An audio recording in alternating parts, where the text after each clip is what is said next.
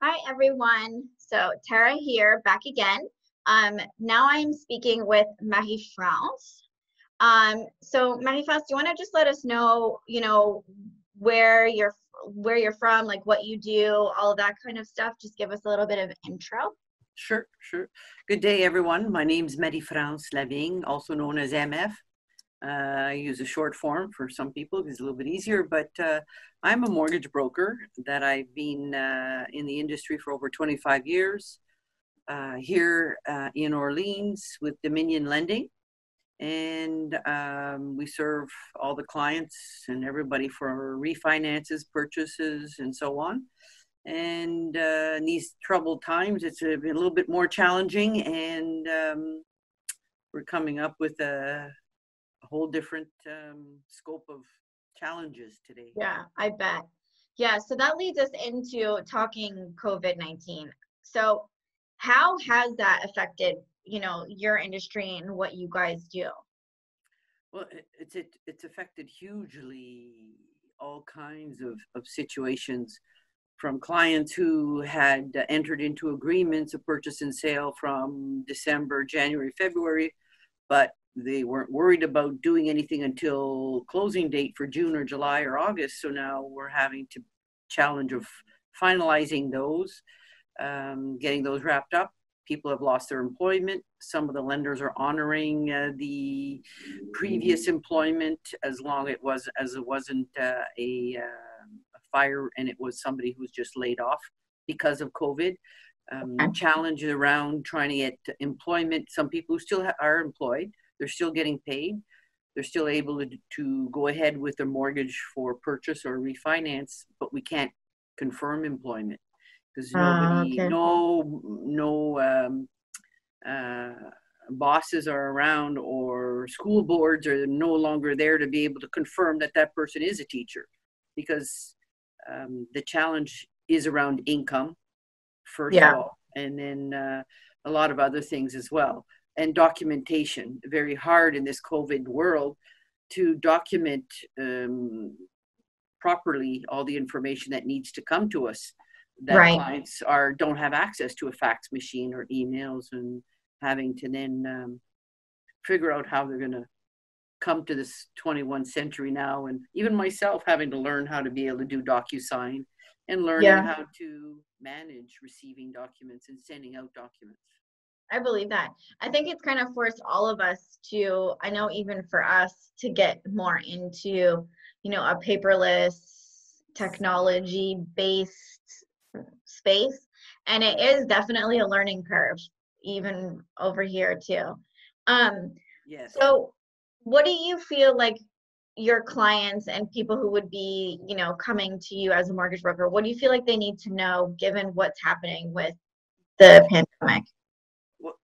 Well, first of all, I think the market has changed quite a bit substantially in what we've had in the past here in Ottawa. So people now coming in to do financing for purchase or refinance, they have to be employed. They have to be in a position to know that they're still going to be able to confirm employment. And now Okay. the lenders are no longer even the lenders will not look at a file or comment on a file without having the documentation up front.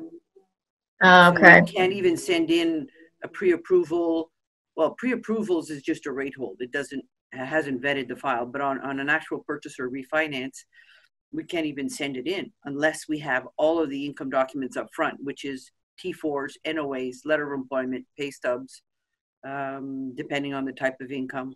If it's self-employed income, it's very difficult. That's even more of a challenge on another front all by Right. itself. Right. The challenge we're getting in this COVID world right now, people are wanting to defer their payments. Every lender has a portal or a website to be able to send emails, inquiries in order to have your payments deferred. And every lender is different on how they're going to adjust the payments for Okay. every file is different. Okay. Yeah. Yeah.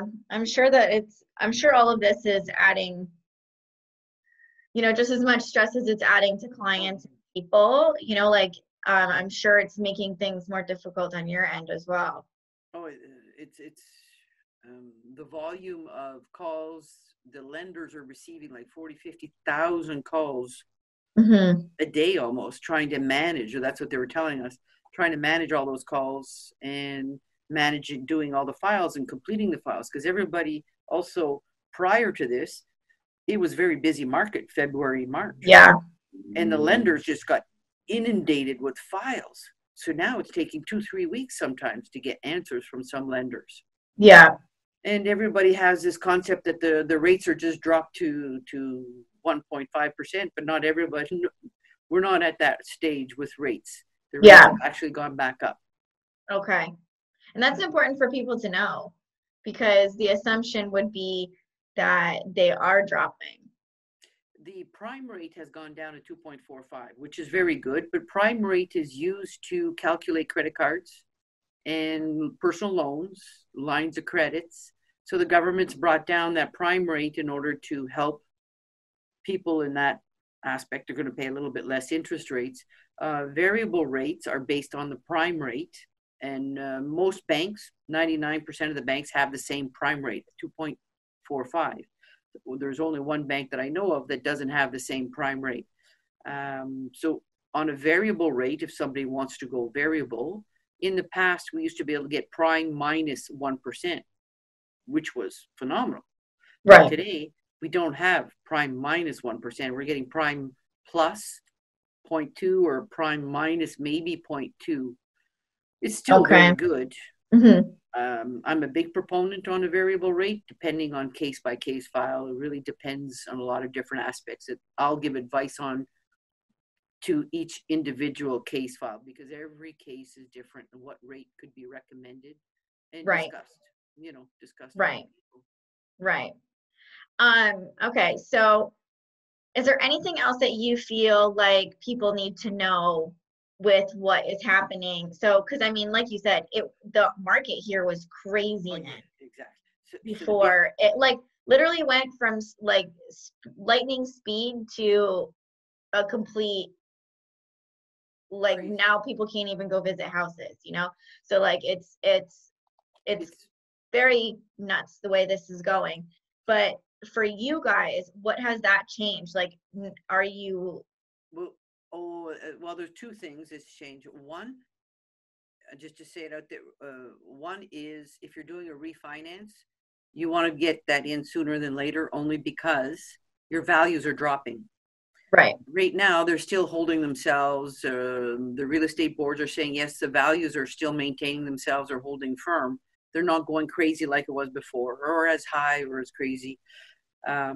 Values are going to be holding steady, but I feel that in the future, possibly there's a chance that they start to come down. People were Right. putting their houses on the market for 400, let's say, and they were selling for $80,000 over list price. Yeah. They're crazy 10, 15 offers. Mm-hmm. Today, you're putting your offer in. Absolutely, put a condition of financing. Yeah. Condition of financing, condition of inspection if somebody wants. But with that condition of financing, it allows us to make sure that the property is being vetted. The property itself. So there's two facets to doing a mortgage. The person itself has to be vetted, their income, but then the Mm-hmm. property itself has to pass the stress test to the lenders. The lender has to accept that what you're paying for that property is valued at that price. And the Got it. insurers and the lenders sometimes are going to order an appraisal. And Mm-hmm. it's arbitrarily sometimes when they're going to order or not. If you're buying privately, absolutely, there's automatically an appraisal that gets done. And the appraiser is an independent person who goes in and says to the lender, this house is valued at what the person's paying for it, or it isn't, then the price has to adjust accordingly. Right. Okay. So the two Okay. things is condition of financing now that you're able to do to be able to buy a house, and the other one is values. I feel are going to come down Right. because it's all law of supply and demand. Yeah. There was a lot of demand, not enough supply, and then the houses and the volume and what was going on was just crazy. I've never seen that in 30 years being in this industry. 30, 40 years. I've been around for a while, but I've never seen it. Yeah. And it's very heartbreaking seeing people putting 5, 6 offers on different properties and not getting them. Yeah. And not knowing. They'd call us and say, well, what price should we put on? And I said, your realtor's got to tell you what price to put on. But even then, Yeah. Yeah. it was It really, was, it was very competitive yeah. over the last 3 months. But you look around now, you very rarely you see a for sale sign. Yeah. You don't see a lot in the neighborhoods. You don't see a lot of for sale signs. So the ones that are out there, actually, I saw a sold sign this morning on a property. That's great. He was able to sell, but he won't, I'm sure, maybe be able to get crazy Yeah. money above what list price was. And Right. they're listing the prices fairly. Yeah. Yeah.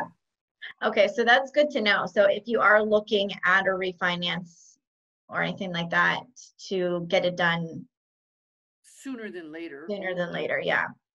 Because we can't predict where the rates are, where the values are going to go in the future. Right. So if it's a consideration, Yeah. you know, I get a lot of inquiries from people with their interest rates that are coming due for next year, and they have very low rates. So I keep telling everybody, just don't panic. The worst thing to do is to panic and jump ship. Just stay the course. Call a professional like ourselves to be able to just analyze your particular case, to be Hmm. able to help them in this situation if they've lost a job or if they're in a difficult situation. There are companies out there that would be able to help them. Depending, Okay. every file is case by case specific to Yeah. what we can do for people. Okay, so that's a good thing to know because I do know that sometimes people are left with like, okay, so what if this is my situation? Like, who can I call? Where can I reach out? Where I'll get fair and accurate information from Yeah. a professional, right? Because a lot of times it's still a competitive market. And so, people who might not understand everything want somebody that they can trust and that they can rely on, right? So it's good to know that you guys are still up and running, and if people do have questions about anything to do with this kind of stuff, that they can You broke up reach there. out. Okay, yeah. Mortgage brokers, what we do is we give unbiased advice Hmm. to clients to help them analyze to the best of our abilities with the information that they're giving us, where we would be able to advise what they could be doing or not doing. We can render a lot of help to a lot of people out there when they're turning to their neighbors or their friends, but they don't always have the expertise or the knowledge to be able to Yeah. tell somebody or to be able to explain what they could be possibly be done. Right. And there's a lot of good professionals out there who have experience to be able to help them. I mean, sometimes it can be very dire straits, and some people think it's very bad, and it's really not that bad. And we're able to help them to roll in debt and doing a refinance. And there's times where it is something where we just got to sit tight for 6 months. If we do this and this to put something in place, either with credit or with income, would help them be in a position to be able to refinance in 6 months or in a year from now. And also Right. young people looking to buy in the future, they might get discouraged with what's going on. But I always say, come and visit a professional, get the knowledge to be able to know what will you be able to afford in the future, what should be your savings pattern to be able to afford to buy a house in the future, so that they're not always going to be able to have to rent forever. They're going to be Right. able to buy. Everybody's jobs will come back. Yeah. The economy will, rebound at some point. Just Yeah. don't know how long Yeah. or to what degree it's going to take time to do that. Right. So that's really good to know also, actually, is that people, so even though you don't find yourself in a situation right now, maybe where you're buying or selling or whatever the case might be, but that you can, if you are thinking of doing any of these things, that people can still contact you to come up with an action plan to, get them to where they want to be when that time comes. Exactly. Okay. And that's where a lot of clients will meet. They'll say, well, geez, I wish I would have known this 6 months ago. If I could have just met you a year ago, I could have already had all this in place. to be in a position to buy or be in a position to refinance and do whatever they needed to do. Right. And that's where a lot of us mortgage brokers can help people, give them that unbiased advice and confidential advice as well, because we meet clients confidentiality to be able to give them some information, and with Yeah. that then they can go along Yeah, and that makes feel that comfort. right. So what I'm hearing is like being proactive is one of the best things that you can do when it comes to like buying and selling and Yeah, refinancing and all of that kind of stuff. absolutely. Okay, that's really good to know. Okay, so now we're gonna like switch paces here real quick because I do have some frequently asked questions kind of thing of different situations that people find themselves in and different questions. So one thing that I do have here that is mostly related to more so like when people are separating. I'm sure you get this question quite frequently. What is a spousal buyout? Okay, well, so a spousal buyout is when one spouse buys out the other spouse out of the matrimonial home. Okay. And it's very complex, and there's a lot of details within a spousal buyout because it'll vary depending case by case. Because sometimes we can go back up to 95% of the value of the house for a spousal buyout. But in that case, we need both spouses to have been on title. Okay. Sometimes there's only one spouse on title. Well, then we can only go up to 80%. Then Okay. it becomes a refinance. Spousal buyout is actually a purchase. You're actually purchasing back your home Right. based on the value from an appraiser who's going to be an independent person who confirms to the lender what the value of the property is, regardless of what you're putting the value to. So as a spousal buyout, you can say, well, the house is worth 300, but then the appraiser says, well, it's only worth 275. We can only finance on the 275, not on what you guys have or what a party is discussing. Right. Because it's really an independent person who is going to establish that value. So spousal buyout allows one person to buy out the other one taking out some of the equity, but also paying out debts that were joint debts. They're part of a separation, but as long as that's in a separation agreement. So on a spousal buyout, we need a separation agreement that's going to be legal, binding, signed, and the details have to be itemized in a spousal buyout. So it Okay. has to list the debts and list the value of the house and how much and who's getting what equity out of Okay. that house. Okay. And it's the one and only time that we can go above 80% is on a spousal buyout. We can go up to 95%. As long as we qualify, it has to have Right. income to qualify and so on. A lot of people want to be able to say, well, I'm going to get child support. Mm-hmm. But that child support cannot be used in the income to qualify because it hasn't been received yet. Okay. Until you have 1 year in place of having received that income, the lender will not use that child support. But we have files where somebody is already receiving child support for the past year, then we can use it. Right. Okay. So there's a lot of varying factors on that. And it really becomes case by case and how much we can use. A lot of people do spousal buyouts, and then they're the spouse who are going to be using some of their equity to go buy another house. Right. The danger is that don't go too quick. If you're saying, okay, my spouse is going to pay me out on January 15th, but then it doesn't materialize, that spouse, because you have no control of how quick that spouse is going to get that money in place to be able to pay you out, regardless of the agreement. So I would say the dangers of buying another house too quick, it can add a lot to the stress that's already in place on a separation. And I've lived it and gone through it, so I can help to advise, basically to not be too much in a hurry to take some of that money to go buy another house right away, unless there's a lot of extenuating circumstances. Right. And if you have an agreement in place, it's not always the person who's buying you out. Their bank could be delaying for whatever reason, giving them that money and Right. money out.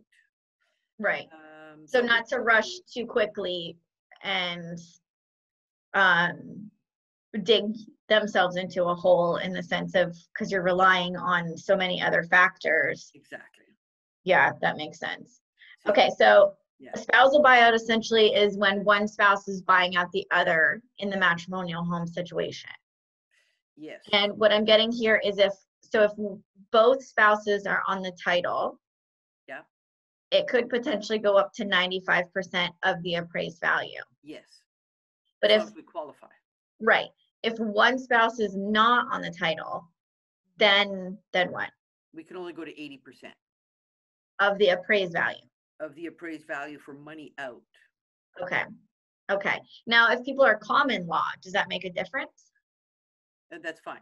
Common law, you can do a spousal buyout. There's Just no the same. distinguishing factor of common law in the sense Okay. of the lenders and how much money they're going to take out, as long as both parties are on title of the property. Okay. Because sometimes common law, they still have entitlement to the property or entitlement to the equity, I imagine, of the property, but that's your specialty. But the common law, they're still viewed the same in the lender's eyes if both parties are on title. Okay. Okay. And so if people are doing a buyout or anything like that, like they can pay off debt. They can pay off debt from a spousal buyout as long as that debt is listed in the In the separation agreement, agreement. right? Because that's a big thing. Because we get that asked all the time. Do I need the agreement? And or they'll say, oh, I found a template online and I'll just use that. And so, we're always cautioning people that, you can definitely try, but, the majority of the time that professionals like yourself need that agreement in place. Yes, the lender needs an agreement that'll come from a professional, and it can't be an online document confirming who's doing what. It really has to come from a professional who's had a professional agreement in place and detailed all of the list of debts that are going to be paid out, because the equity that's coming out is going to pay out that joint debt. So Mm-hmm. that separation agreement has to detail the debt that's joint that's getting paid out. So we can't pay out extra debt. If somebody says, well, I've got this extra debt I'm going to pay out, we can't. It has to be included in the separation agreement and has to be a proper format that comes from you to be able to address a spousal buyout and being able to go above 80%. Right. And so, when it comes to spousal and child support, what I'm gathering is that if it's been in payment for a year, Yeah. so let's say parties have decided to do like a nesting agreement where they maintain possession of the matrimonial home, but they either are separated within the home or one party leaves and comes and goes, however they've figured that out, but that either support has been in payment for a year, then they choose to sell the home, then that can be counted as income. Yes. Yes. Okay. But it can't make up more than, I think it's every lender is a little bit different on how much percentage of that income can we use in order to qualify. We still have to have Okay. some earned income. So we can't use child tax credit and spousal support and child support 100% in order to finance a home. In the past, we were able to with some of our B lenders, possibly, because some people have no other forms of income other than child support. Right. And spousal support and child tax credit. But not all lenders, some of the lenders want to see that there is some actual earned income in there other than that type of income. The reason behind that is because they have no control they have no control of somebody losing their job either, but the better chance, it's having control of the income that's coming in to be able to service that debt. Right. Right. And That makes sense. those three forms, child support, they have no control of the spouse. If he's not going to lose his job, what is he doing or she Yeah. when they're paying that money's out? So that's the tricky part, Yeah, and that makes so one of the things that you said is to not rush too quickly. So if I'm the spouse who's receiving the money and need to purchase another home, right? Not rushing that process is really important because you don't know what's going to happen. How long do you think people should wait? Like, how should that be structured? the people usually know themselves how difficult it's going to be for the other spouse to be able to get the house refinanced and put in place, and how much income, how much equity is in place, and what the other spouse is having to pay out the other one.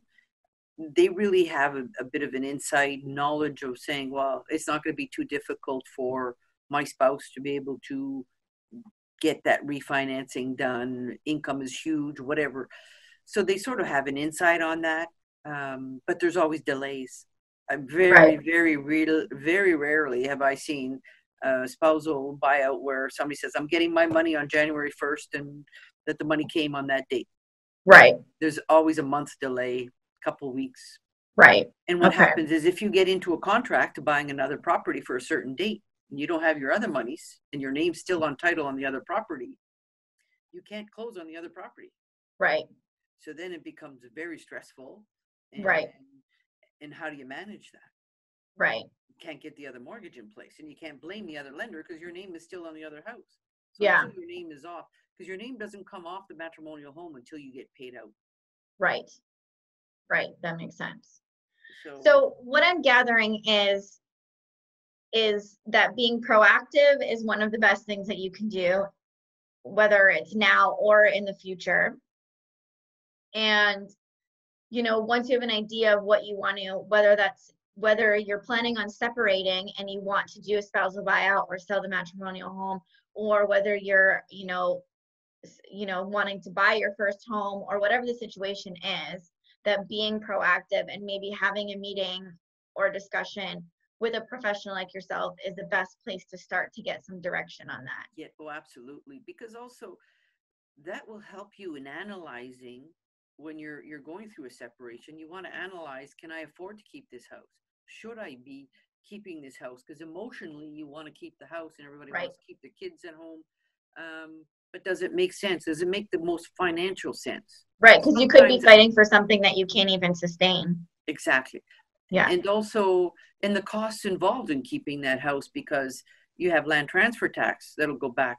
There's different legal costs of transferring that house and refinancing. hmm, Um, so there's so many case by case. So even before making a decision on, should I be buying out my spouse, or which one of us should be buying out the house, hmm, or should we be going each our separate ways and going to rent even for a little while to have the dust settle, so that you can have a clear conscience of what to be done.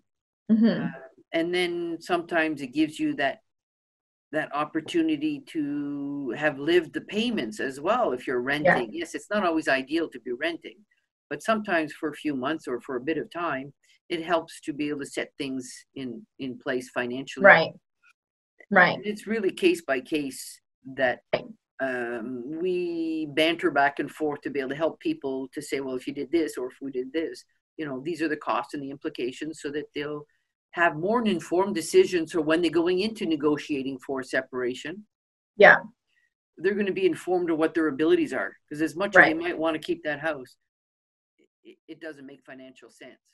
There's right. an emotional sense and financial sense. Yeah, yeah, that makes complete sense. So I know one thing that you probably get asked, and this will be the last question for right now, is documentation. How many documents will people need to provide? Because, talking about being proactive right now, while people are home, this might be something that they can try to do, is obtain documentation that they will need. So what documentation is that most people require? Well, in order to do a refinance, matrimonial or not, we need to put your income tax together.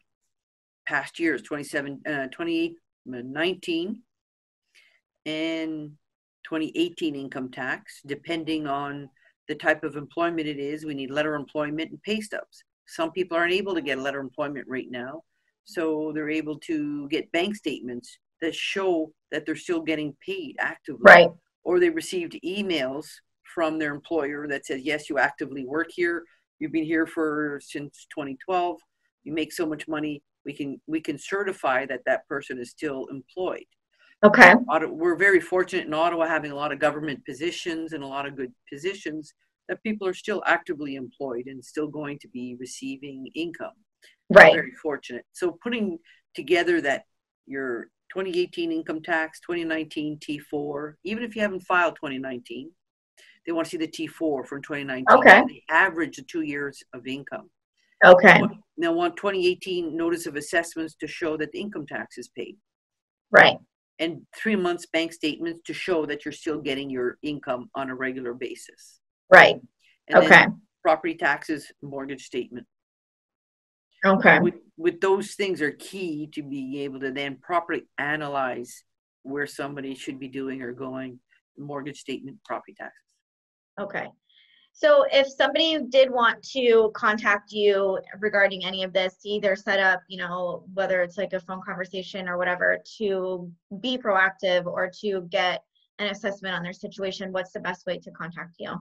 The best way is to either email me at mf, which is my initials, Marie-France, at ottawadlc.com, and or call me on my cell, 613-913-3861, or at the office. Call me at the office. They can Google my name and Google us. Myself, my partner, Michelle, we're in the office every day because we're the only ones here right now. We lock ourselves in our office. We don't interact too much with anybody. We are just doing all phone calls and phone meetings. I can send them documents for them to review together. We do joint calls with husband, wives, and everyone on speaker phone. And sometimes people don't want to talk during the day if they're working. They want to talk in the evening. I'm available sometimes in the evening to be able to discuss this and review all the information. The Zoom, this is perfect. I've done a few Zooms for listening to webinars, but I've never been on one, so it's my first time. Yeah, I can teach you how to set it up. Yes, well, I'm going to need that. I think. Yeah. Well, thank you so much for doing this with us. And that was so much valuable information. And like I said, we might do another one together at some point, but thank you again. If you have any questions, anytime, Tarah. Thank you. All right. Thanks. Take care.